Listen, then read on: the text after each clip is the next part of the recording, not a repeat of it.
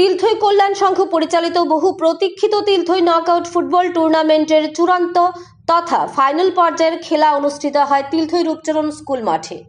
এই উপলক্ষে 19 নভেম্বর বিকাল 3 ঘটিকায় সমাপনী খেলার মঞ্চে উপবিষ্ট ছিলেন রাজ্যের প্রাণী সম্পদ বিকাশ দপ্তরের মন্ত্রী সুধাংশু দাস। তৎসঙ্গে উপস্থিত ছিলেন উত্তর জেলার জেলা সভাধিপতি অপর্ণা দেবনাথ, উত্তর জেলার জেলা পরিষদের সদস্য প্রশান্ত দেবনাথ, দেওছড়া গ্রাম পঞ্চায়েতের উপপ্রধান রণধীর নাথ, তিলথই রূপচরণ দ্বাদশমান বিদ্যালয়ের প্রধান শিক্ষক দেবাশিস নাথ, সভাপতি নীতিশ নাথ সহ অগণিত ক্রীড়াপ্রেমী জনগণেরা। কল্যাণ সংঘ পরিচালিত নকআউট ফুটবল টুর্নামেন্টের শুভ সূচনা হয়েছিল বিগত 16 সেপ্টেম্বরে। দীর্ঘ প্রায় 2 মাস ব্যাপী নকআউট ফুটবল টুর্নামেন্টে অংশগ্রহণ করে মোট 16টি ফুটবল দল টানটান উত্তেজনার মধ্য দিয়ে দীর্ঘ 2 মাস ব্যাপী ফুটবল টুর্নামেন্টে মোট 16টি ফুটবল দল নিজেদের দক্ষতার নিরিখে জয় পরাজয়কে মাথা পেতে নিয়ে কোয়ার্টার ফাইনাল সহ সেমিফাইনালের মতো অন্তিম পর্যায়ের প্রতিযোগিতায় নেমে দুটি প্রধান শক্তিশালী ফুটবল দল অন্তিম তথা চূড়ান্ত পর্যায়ের ফাইনাল খেলার খেতাব অর্জন করে। এই দুটি শক্তিশালী দল হল সোনালী শিবির ধর্মনগর এবং তৈথাই ক্লাব পানিসাগর। খেলার প্রথমার্ধে টানটান উত্তেজনার মধ্য দিয়ে বহু ঘাত প্রতিঘাতকে প্রতিহত করে তৈথাই ক্লাব একটি গোল করে এগিয়ে গেলেও খেলার দ্বিতীয়ার্ধে তৈথাই ক্লাবের রক্ষণ ভাগে আঘাত এনে সোনালী শিবির অনুরূপভাবে একটি গোল করে খেলার সমতা ফেরায়। খেলার নির্ধারিত সময়ের মধ্যে খেলার ফলাফল সমতা থাকাতে খেলা পরিচালক সজল গোপের সিদ্ধান্ত মোতাবেক পেনাল্টির মাধ্যমে খেলাটি শেষ পর্যন্ত ট্রাইব্রেকারে গিয়ে পৌঁছায়।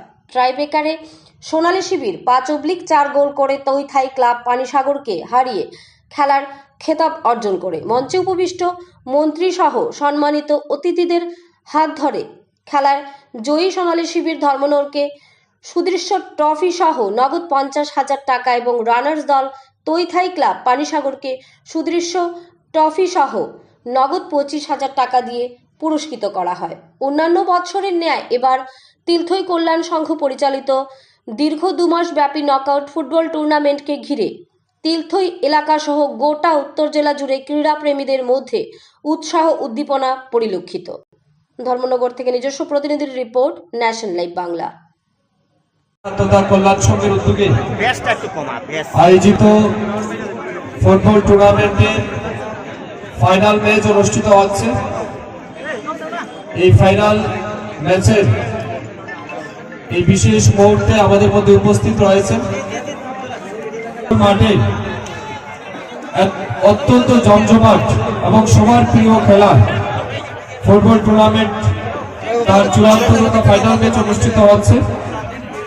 আমরা সবাই জানি ফুটবল বিশেষ করে বাঙালিদের সবচেয়ে প্রিয় খেলা এবং বর্তমানে বাঙালি বললেও ভুল হবে, সমস্ত মানুষের সবচেয়ে প্রিয় খেলা হচ্ছে ফুটবল টুর্নামেন্ট।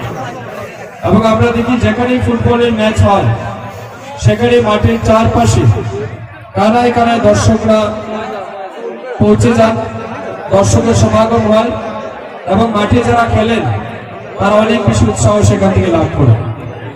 আমি ব্যক্তিগতভাবে মনে করি খেলাধুলা শুধুমাত্র শারীরিক বিকাশের জন্যই যথেষ্ট নয় বা শুধু শারীরিক বিকাশই ঘটায় না, তার সাথে সাথে প্রত্যেকটা মানুষের মানসিক বিকাশও কিন্তু এই খেলাধুলার মাধ্যমে হয়।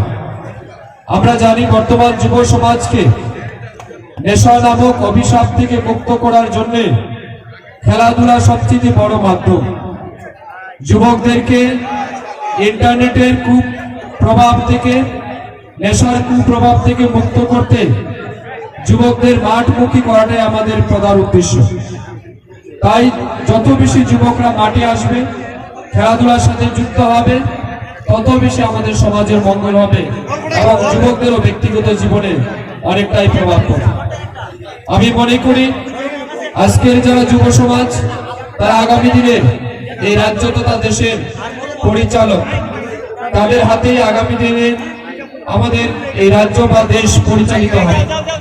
তারা যত সুন্দরভাবে আমাদের সমাজের মধ্যে নিজেদেরকে প্রতিষ্ঠিত করবে, তত বেশি আমাদের যুবকদের বা সমাজের জন্য লাভবান হবে।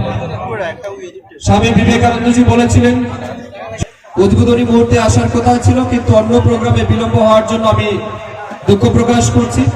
পাশাপাশি এই কল্যাণ সংঘের সমস্ত কর্মকর্তাদের, জেলা পরিষদের সদস্য প্রশান্ত রাত এবং অন্যান্য যারা রয়েছে যাদের আমন্ত্রণ এখানে এসেছি তাদেরকে ধন্যবাদ জানাই এবং আমি আশা করি অত্যন্ত সুশৃঙ্খল ভাবে এই ফুটবল টুর্নামেন্টের চূড়ান্ত ফাইনাল ম্যাচ আমরা কিছুক্ষণের মধ্যে সম্পন্ন করব এবং বিজেতাদের নামও আমরা জানতে পারবো।